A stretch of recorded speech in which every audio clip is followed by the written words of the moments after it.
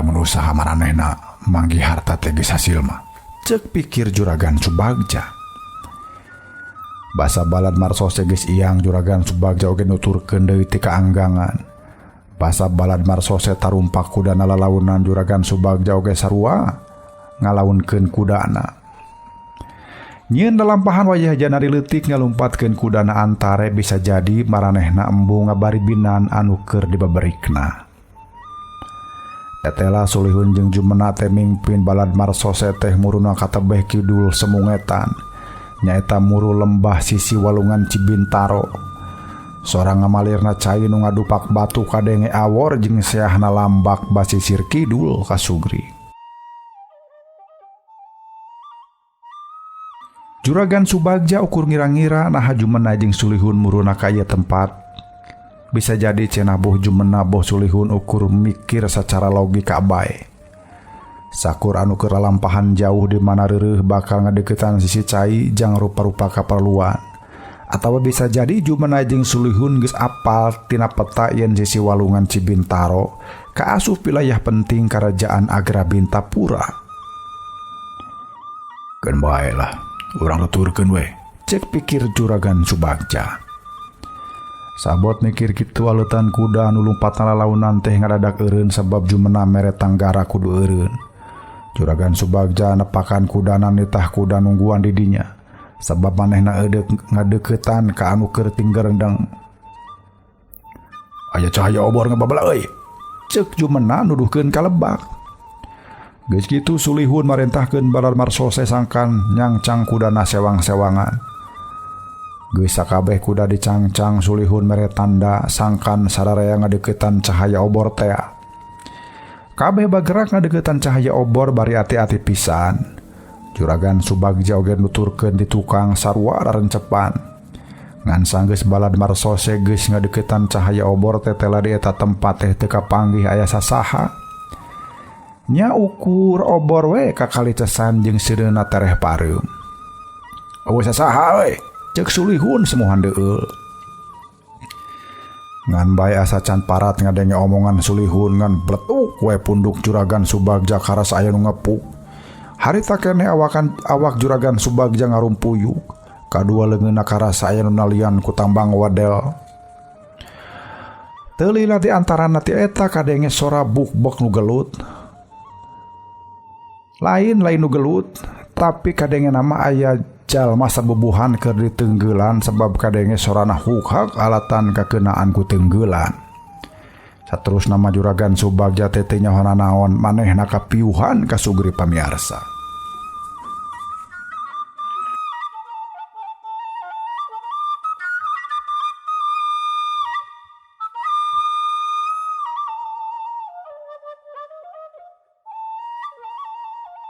Kasugri pamiarsa mitra kaum dangu anu mulia, inget-inget sote sanggeus panonna karasa kapanasan ku cahaya panon poe.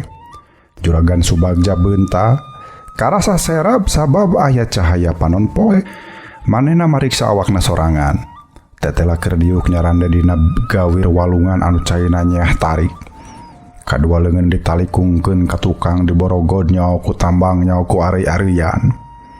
Sora cai walungan anu nyeah awor jeung sora lambak laut kidul nu kadenge hawar-hawar. Rutret ka ditu ka dieu tetela anu leungeunna ditalikung ka tukang teh lain manehna wungkul.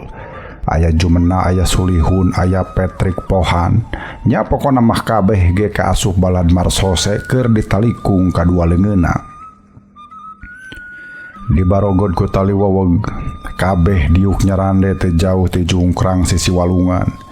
Di tempat anu rada anggang sabubuhan jalma keur tingjarega bari nyarakal tumbak, kolewang jeung rupa-rupa sanjata seukeut kayaning bedog jeung pamuk. Nu ngajega panghareupna hiji wanoja sampulur mamake pakaian pangsi hideung geulis manis kulit bodas irung mancung panon cureuleuh. Cacak teu make riasan nanaon. Gigireunana ngajega lalaki tengah tuwuh janggotan mamake iket hideung sarua baju hideung. Ali anu batuna bolotot beureum jeung gelang bahar hideung meles, masieup curug jeung pigeulangna. Juragan Subagja nitip kadua jalma ieu bat kakara ayeuna manehna bisa mireungeuh kalawan lila kana beungeut Nyi Suminar jeung Mad Sahim.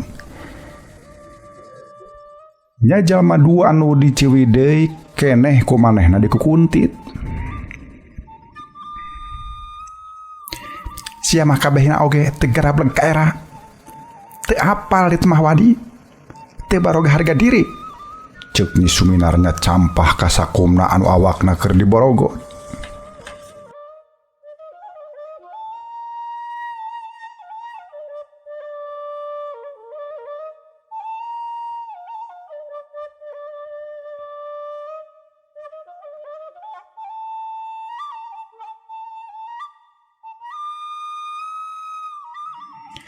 Sakabeh balada aing nu ayeuna aya di dieu geus samiuk.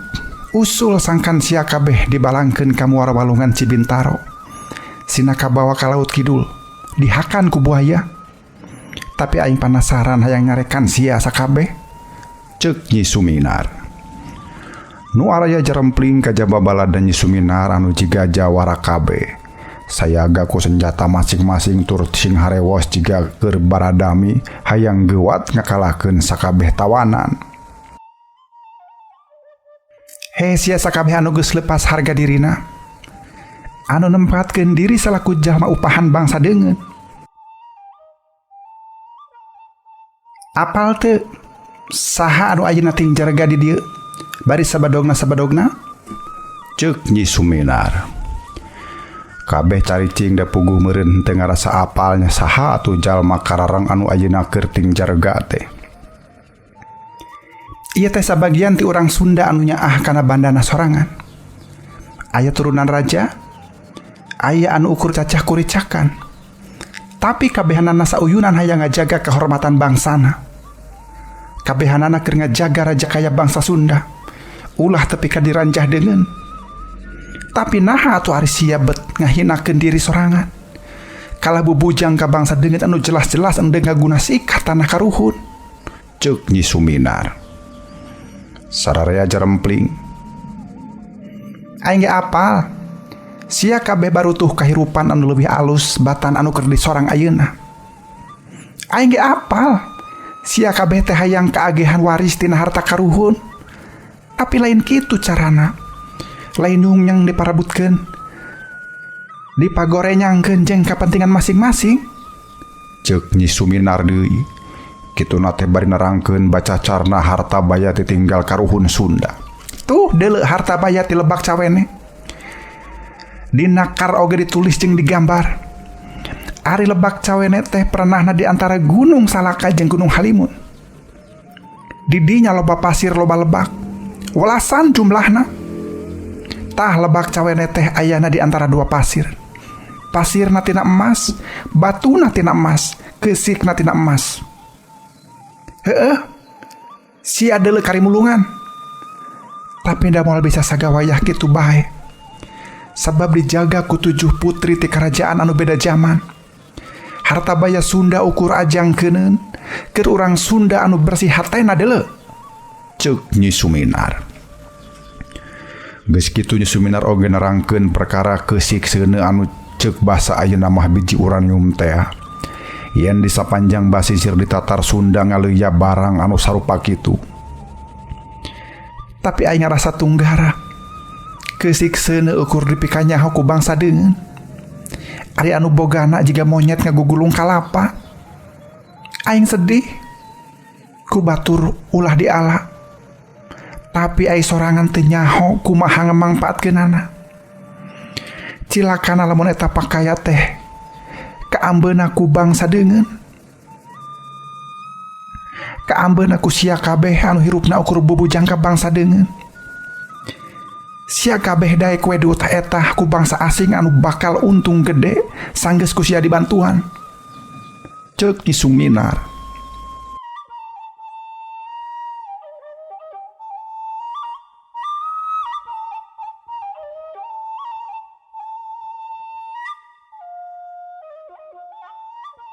Geuning sia apal. Nyai, apal yen urang teh bisa kumaha ngamangpaatkeun keusik seuneu. Ari sadeungkeun bangsa deungeun mah baru tuhun pisan. Nah atuh henteu dijual we sakalian sangkan puguh hasilna jeung bangsa sorangan. Ceuk Jumena mimiti wani ngasongkeun pamanggih anu toja iyah jeung pamanggih Nyi Suminar. Sia pasti mikirna jang saayeunaan. Nya, sia pasti mikirna jang saayeunaan sabab sia mah jelema anu teu bisa neuleuh ka hareup deuleu. Tembal Nyi Suminar.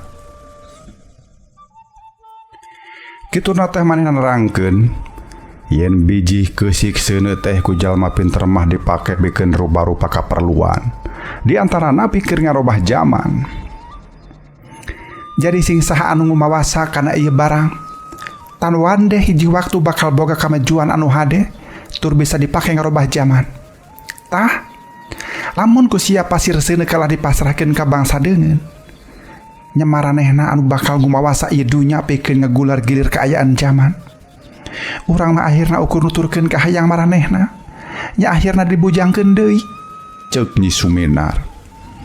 Jap jarempe teuing ngarti teuing henteu, teuing satuju teuing henteu. Nyi Mas, moal ngalartieun sabab jeung moal saladareun. Mending oge ieu tawanan teh gabruskeun we lah ka dasar muara sina dihakan buaya. Ceuk Mad Sahim mimiti disada. Atuh ulah, cek Sulihun padahal marengkak paripolah sapope nama eja geler sombong adigung agi diguna asa aing pangnyahoana. Kunaon sia make embung jadi para buaya, cek Mad Sahim. Sabab kuring boga dokumen ngeunaan harta baya Sunda anu catetanana ukur dikawasa ku urang Belanda. Tah sawareh ku kuring di Badog. Sok bisa dipiboga ku sia. Nyai, sok asal harta nu aya di nakar sawareh hak warisna bikeun ka kuring. Nya minangka upahna we lah. Ceuk Sulihun nyarita mah ditujukeun ka Nyi Suminar. Nyi Suminar ngareret ka Mad Sahim. Jabal tah catatanana, ceuk Nyi Suminar marentah ka Mad Sahim. Parantos dijabal. Iya Nyi Mas. Tembal Mad Sahim bari ngudalkeun eusi endongna. Gorehel teh lipetan kar atawa peta anu dijieun tina kulit kebo. Ku Nyi Suminar dibaca eusi kar teh.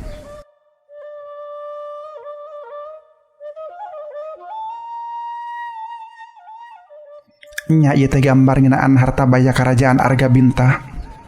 Heh, Ki Agra. Ka dieu sia, ceuk Nyi Suminar.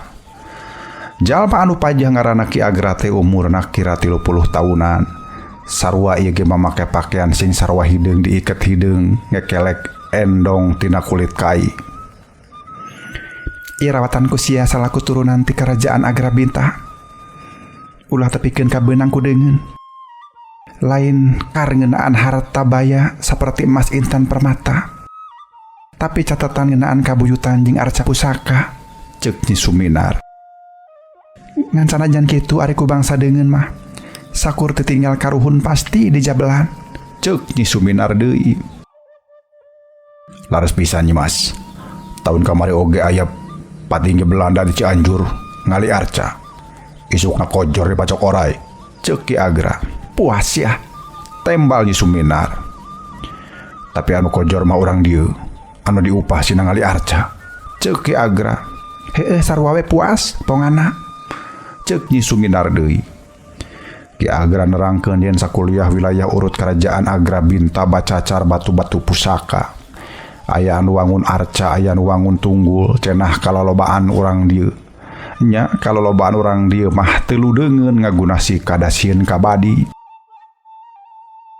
Kan bae aya rahayat anu sosor kojor alatan kurang tegekeun.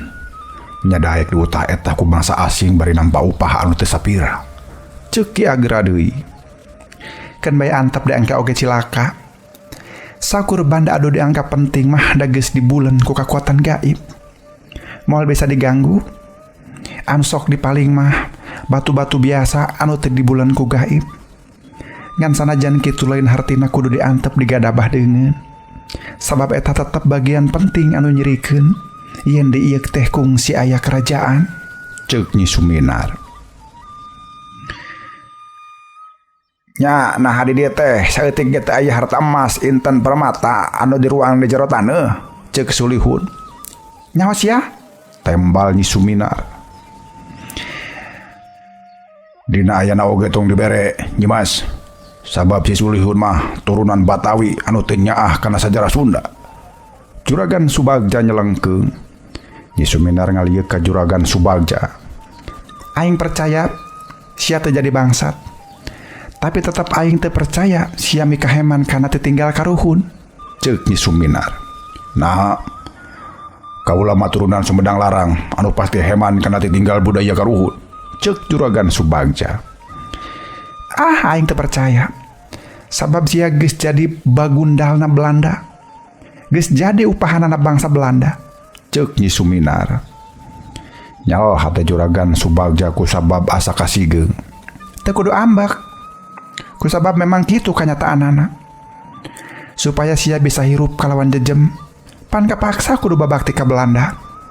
Tugas sia pan jadi polisi. Tangtu aing sapar kanca ku sia mah asup kana bagian anu kudu dicangkalak. Sabab jeung Belanda oge, aing mah sabangsa karaman, sabangsa jalma jahat anu kudu dihukum. Ceuk Nyi Suminar.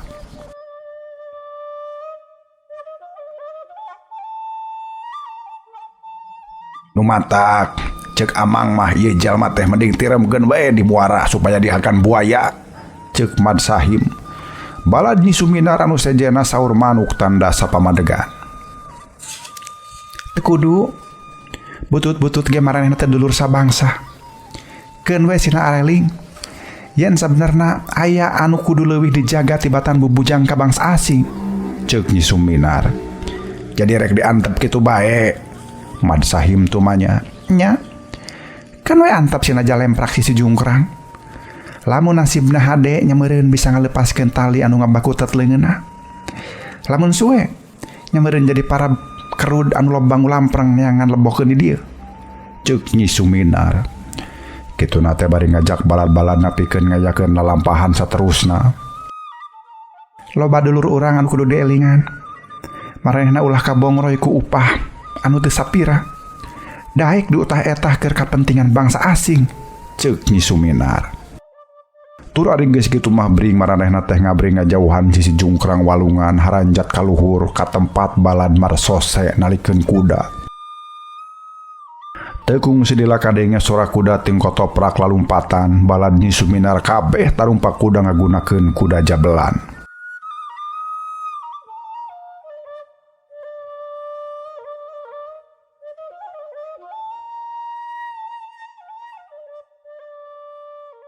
Kasugri pamirsa mitra kaum dangu anu mulia, mangsa tengah poe ereng-erengan sararea geus bisa ngudar tali anu nalikung leungeunna.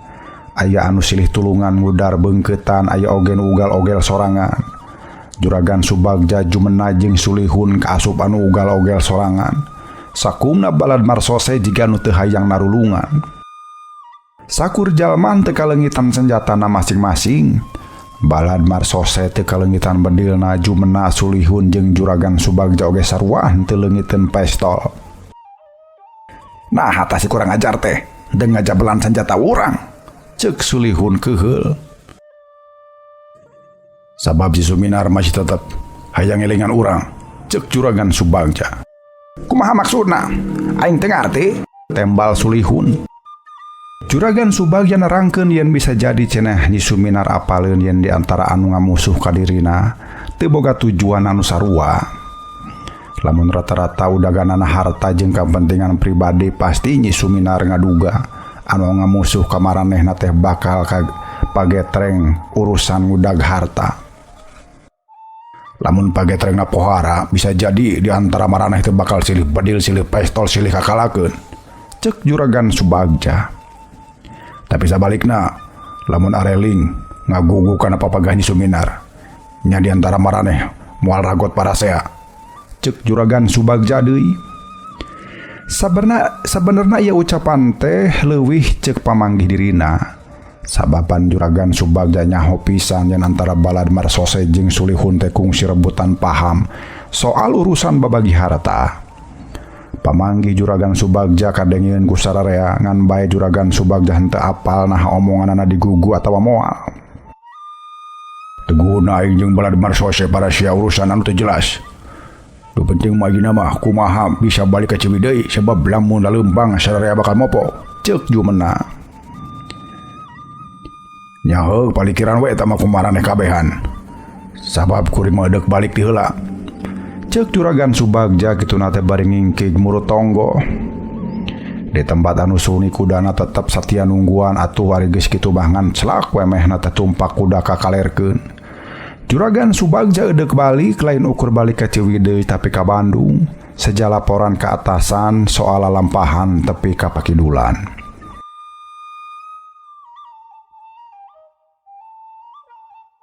Nya ku aing moal dilaporkeun saayana, tangtu bakal bandu dikilungan. Cek Juragan Subagja nyarita dina jero hatena. Salah sahiji anu kumanehna moal dilaporkeun mah soal Nyi Suminar anu digawe sosoranganan tapi geus mangrupa hiji kelompok anu tugasna hayang ngajaga harta karuhun. Juragan Subagja oge moal ngalaporkeun naon bae nu disebut harta karuhun teh. Moal cacarita yen Suminar sabalad-balad edet ngamankeun lahan tanah Pakidulan anu leubet ku keusik seuneu atawa biji uranium. Sabab lamun ieu dilaporkeun bakal aya gerakan anu daria ti pihak pamerintahan kolonial dina ngahalangan ketak Nyi Suminar. Juragan Subagja henteu apa lamun jumbena jeung sulihun balik maranehna endek ngalaporkeun sarupa kumaha. Ceuk pamanggih Juragan Subagja mustahil maranehna mere laporan anu sajujurna. Sabab apanan geus baroga misi pribadi dina hayang ngumawasa harta. Ngan lamun mah balad marsose jeung sulihun eudeuh ngabarohong nya samemehna kudu baradami heula ulah tapikeun ka eusi laporanana bareda. Kaasup ngalaporkeun naon sababna maranehna kalengitan kudana masing-masing. Sabab lamun laporanana saaslina yen eleh pinter ku Nyi Suminar meureun bakal wiwirang di kolong catang. Maranehna mah jumlahna leuwih ti 40 urang ari balad Nyi Suminar paling 15 urang. Kasugri pamirsa mitra kaum dangu anu mulia, mitra katresna dongeng Sunda Kang Gilang nu kajo mantarakeun di channel YouTube. Sabot balik deui ka Ciwidey, nya sabot balik deui ti Ciwidey ke Bandung ngagunakeun kareta api.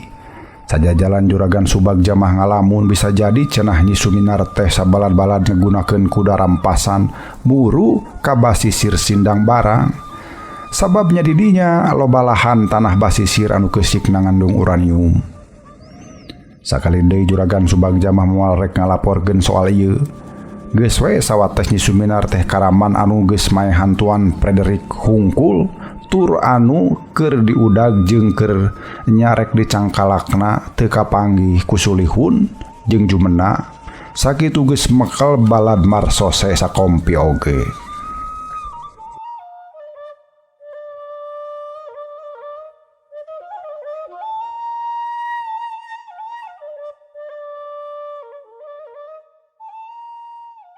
Kasugri pamirsa mitra kaum dangu anu mulia.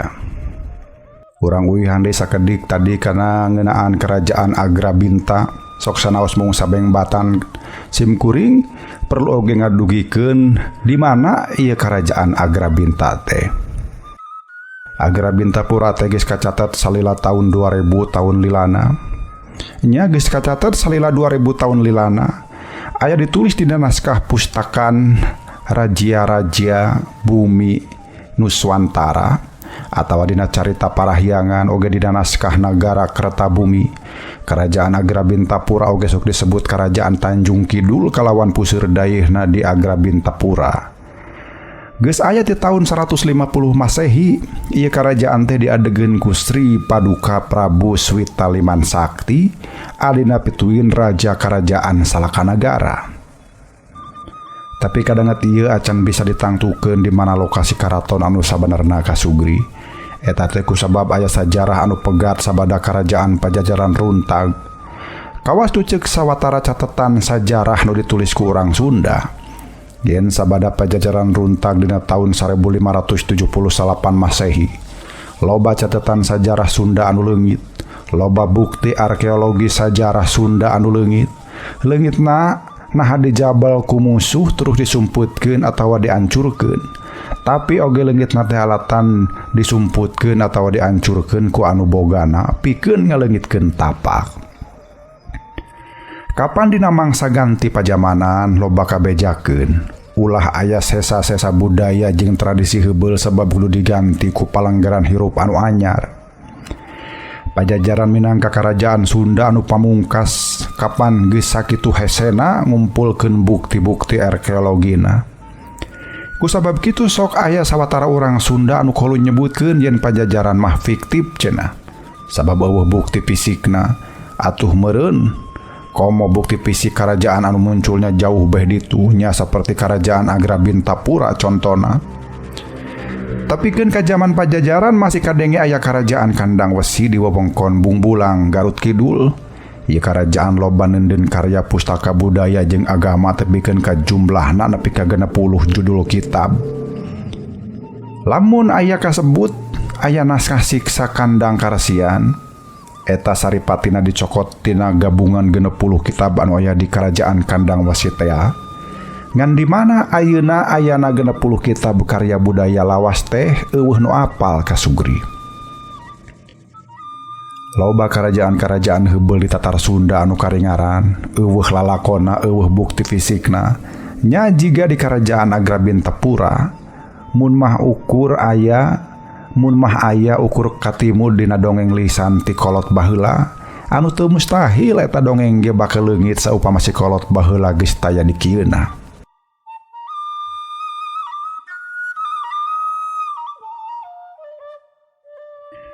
Tanu ayeuna nuju dikedalkeun teh kasugri minangka beberendelan kerajaan samemeh aya Pajajaran. Tapi bareng jeung burakna Pajajaran dongeng jeung bukti fisik kerajaan teh loba nu leungit ngan ari nya nu ngari mah karingarana. Lamun mah aya catatan sajarah ngeunaan kerajaan di tanah Sunda paling nya nu kasebut teh anu kasebut geus badag saperti kerajaan Salakanagara, Tarumanegara, kerajaan Sunda, Galuh. Padahal jauh samemehna aya kerajaan Jawa Dwipa, aya kerajaan Jajawai, aya kerajaan Galunggung, kerajaan Malabar, kerajaan Pananjung, kerajaan Galih Pakuan, kerajaan Biratakarta, kerajaan Arcamanik, aya kerajaan Singapura, kerajaan Kendan, kerajaan Kanditan. Teras oge aya kerajaan Indraprahasta, kerajaan Bukanagara, kerajaan Jayagiri, Tanjung Singuru, Agrabinta jeung rea-rea deui. Anu kalolobaan mah karingaran nyaeta eueuh lalakon jeung eueuh bukti arkeologina. Tapi eta kerajaan teh kungsi aya teu kacatet kabeh saking kulobana. Balik deui ka nyaritakeun kerajaan Agrabintapura kasugri. Sanajan secara umum can disebut di mana puseur karaton kerajaan Agrabintapura. Tapi ari sejarawan Yosef Iskandar almarhumah kungsi nyebutkeun cenah yen puseur karaton kerajaan Agrabintapura teh mun ayeuna mah pernahna aya di lingkungan kompleks perkebunan PTPN 8 antara Desa Jatisari jeung Desa Wanasari. Ieu teh ceuk penduduk di dinya sakurang-kurangna basa anu kadenge ku anu nulis ieu cariyos basa ngalang-lang pake dulan Cianjur. Cirina yen baheula di dinya teh urut pusir karaton, penduduk sok manggihan artefak atawa sesemplekan batu anu ngahaja dijieun jiga tadina mangrupa lingga. Cek penduduk ari baheula jauh ka baheula mah bacacar bukti arkeologi teh ngan beh dieu mah laleungiteun teuing pedah kunaon jeung teuing pedah kusaha. Sawatara situs anu aya katingali aya anu weuteuh sabab jalma loba anu sieun lamun ngaguna sika. Sabab cenah loba kajadian jalma ngadadak gering gelo atawa maot sabada ngaganggu situs. Nu sok ganggu kana situs teh bisa jadi tadina hayang ngarumat banda kuno tapi teu mustahil dikalian teh dumeh eudeg dijual dianggap barang antik. Aya oge anu ngalian taneuh di wewengkon Agrabinta ku alatan percaya yang dihandapeun taneuh teu aya papendeman harta karun anu gede hargana. Ku percaya kana ieu isu teu eueuheun loba anu ngagali taneuh neangan harta kituna teh bari teu hasil. Memang tungka kiwari kasugri masih keneh aya anu sok pirajeuneun ngalian taneuh di wewengkon anu dikira neundeun papendeman. Lolobana mah teu hasil. Bisa jadi teu hasil teh dumeh sabenerna mah eueuh nu kasebut harta nu mangrupa emas inten permata. Atawa bisa jadi ngan tisanya bisa jadi aya ngan teu sagawayah bisa dicokot kasugri. Kawas ceuk omongan Suminar Dina ieu lalakon harta kerajaan teh loba bacacar di mana-mana tapi moal bisa diala ku anu lain hakna. Agra Bintapura teh hartina karaton di saluhureun cahaya. Agra Binta teh oge nyokot tina ngaran walungan nyaeta walungan Cibintaro. Bintaro oge bisa ngaran sabang satu tuwuhan anu aya di basisir. Anu jangkungna bisa 12 meter. Dauna buleud lonjong jiga endog warnana hejo, kembangna nyembuang seungit, saliwat mah jiga tarompet. Ari Kecapura eta mah hartina karaton kasugri pamiarsa.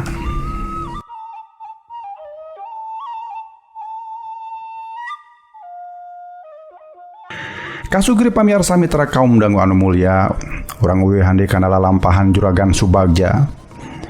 Juragan Subagja henteu bisa ngira-ngira bakal kumaha jumena jeung sulihun rek mere laporanana. Nah maranehna eudeuh ngalaporkeun sahinasna yen Nyi Suminar teh keur ngajaga harta Sunda. Ningali galagatna ieu jalma anu dua teh moal ngalaporkeun yen Nyi Suminar keur ngajaga lahan-lahan tanah pakidulan anu dipercaya ngandung biji uranium. Pikeun hitungan maranehna mah moal kaharti piuntungeunana. Saupama milu-ilu biung kana urusan biji uranium, moal ka babadan, moal ka untup.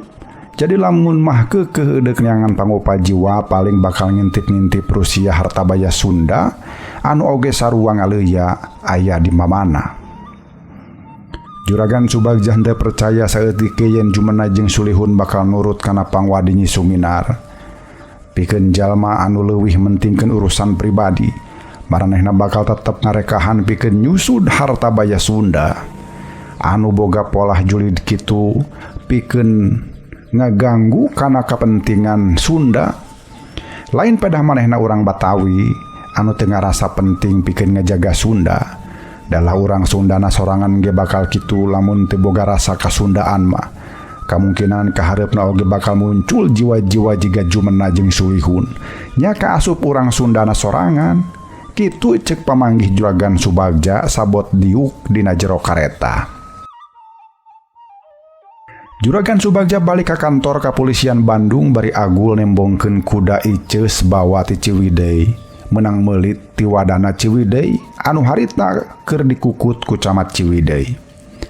Ngan bae tibatan namba pamuji kalah dicarekan ku atasan sabab teu hasil nyangkalak Nyi Suminar. Sugan teh arek dititah eureun nya, sugan teh arek dititah eureun gawe dumeh gagal mancen tugas teh ari pek kalah ka namba tugas anyar. Robert the Overlayer in Lembang the Fagan Hitch have the McBour permord cek komandan kapolisian. Nya maksudna mah Juragan Subagja tadi parentahkeun nyangkalak jalma jahat anu geus ngabegal jeung ngabinasa pangusaha susu di Lembang kasugri pamiarsa. Kasugri pamiarsa mitra kaum dangu anu mulia, ieu carios tapakaruhun minangka terasanana dina carios nyusud naji di perkebunan Ciwidey sareng awewe nu malespati urang anggap rengse duwi ka dieu. Bung sapartos kauninga sareng sering disaurkeun ku Sim Kuring, yen moal aya carita anu bener-bener tamat, salila kahirupan masih kumelendang di alam dunya. Kang Gilang ngaturkeun nuhun kana segala pratosanana nuhun dihapunten buk pilih aya hal-hal anu teu sapagodos sareng manah kasugri pamiarsa. Hatur nuhun oge ka Paan Merdeka Permana anu tos ngawidian karya-karyana dipedar ku Sim Kuring dina channel YouTube Sim Kuring. Anu teu acan subscribe mangga di subscribe, terus di like, di share sareng diantos silaturahmina di kolom komentar. Insyaallah kapayun orang baris medar deui carios anu sanes. Carios naon antosan di channel ieu nya. Billahi taufiq wal hidayah. Wassalamualaikum warahmatullahi wabarakatuh. Premios Waluya Dongeng Sunda.